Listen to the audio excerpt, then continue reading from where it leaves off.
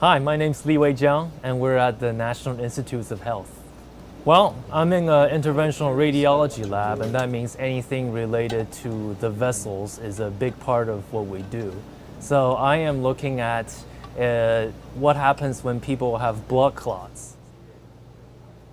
So when people have blood clots in their legs, for example, what tends to happen is those blood clots can dislodge and therefore go up to their veins, go to their heart and to their lungs. And if it hits their lungs, they can be very hard to breathe and therefore bad things happen. So what I do is I'm looking at a device called the inferior vena cava filter. It's a fancy term for basically a piece of mesh that looks like this, that goes into your big vein right here, that essentially blocks those clots from coming up to your lungs.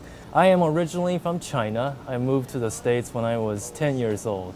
And as far as how I got into science, I was always more into like tinkering around with different things when I was little. So like taking our gadgets like clocks and other electronic devices, they were much simpler back then, taking them apart and putting them back together. Kavi, so we were just talking about how this filter gets embedded in vessels and gets really hard to remove. So this definitely is a multidisciplinary type of lab. We work with all kinds of people. So I work with engineers, chemists, and of course also with doctors, because ultimately they're the ones who knows what it is that patients need. They're the ones who know how to cure patients of the disease that they have. And one day, I want to be a doctor, so I'm learning from them as well. So it's a constant work of talking to different people, synthesizing all the changes and trying them out in the laboratory and then repeat the process.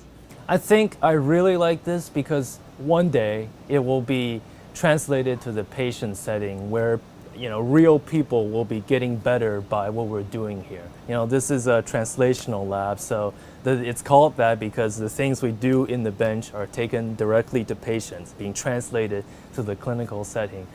What happens is that I know that sometimes things can be slow, sometimes that it takes a lot of investigation to get to where we want to be. Sometimes results are not always what we wanted to.